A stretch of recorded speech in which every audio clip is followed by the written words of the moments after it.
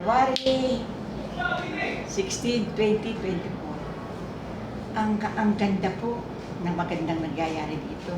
Ito po muli ang aking isang pasyente na ginawa ko kanay. Ito po ang nakuha ko sa kanya sa loob ng kanyang bituang mga.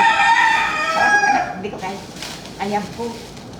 Ngayon, ano masasabi mo ate sa nakuha? Salamat po, Diyos ko po. Takasan mo. Salamat po, Diyos ko po. At wala na po yung mga bara dito po sa akin. Tapos na ako matagal na pong iniinda. Gano'ng katagal na?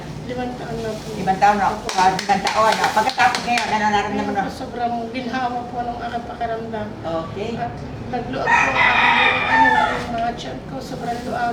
Okay. Mayo ka nga, magpasalamat kayo. Salamat po, Diyos ko po, sa kagalingan po na ipinagkaloob mo po sa akin, Diyos ko. Okay. Ito po at malinis na po ang loob. Pataas mo diba? Ito na po ang aking, nilinis ko na po ang loob. Ito po ang pinanggalingan. Talaga po imposible. Kaya po maraming salamat sa inyo. Nagplano ka ba mapa-opera niyan? Opo, naka-schedule na po ako sana sa operasyon pero ano nga po, may nakapagsabi po sa akin na may magaling po dito manggagamot si nanay pa rin. Ako po ay nagparito, napakagandang hawa po ng aking pakaramdam. Okay. Napakalaki po ng improvement sa akin kaysa noon. Ngayon po talaga ako, maalwang-maalwan pati ang aking tiyan. Okay. Napakaluag. Kumakaway po ako sa inyo lahat. Paano kung lumakad ka kanina?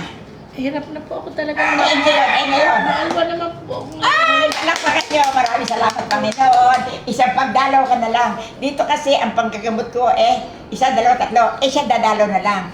Ang paniniwala namin tuloy-tuloy na ito. Kaya lang ang magpapagamot, langis ang kailangan 20 niyog sa mabibigat na karamdam.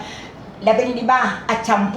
Walang reklamo sa langis dahil ang langis ang nagbibigay ng pagdukot ko, nadudukot ko po yan sa papagitan ng langis, hindi po kayo masasaktan.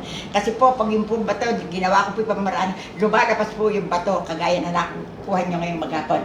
Ano, last word mo sa tao? Po, maraming salamat po. Nawa po ay marami pa pong mapagalit si nanay. Parang kagaya ko po at iba po po may mga sakit. Kung ano ba yung inyong matitinding karamdaman na gusto nyo pong mapagaling, so, pumunta lang po kayo kay nanay pa rin para mapagaling po ang inyong mga sakit. Kagaya ko din po. Thank you. Ano masasabi mo sa kapatid mo? Salamat po, patuloy na po na gumaling siya ng dire-diretso. Ilan taon ito dinaramdam? 5 taon na Okay, for 5 years. Okay, bye po. Salamat. Thank you po. Thank you po. Thank you po.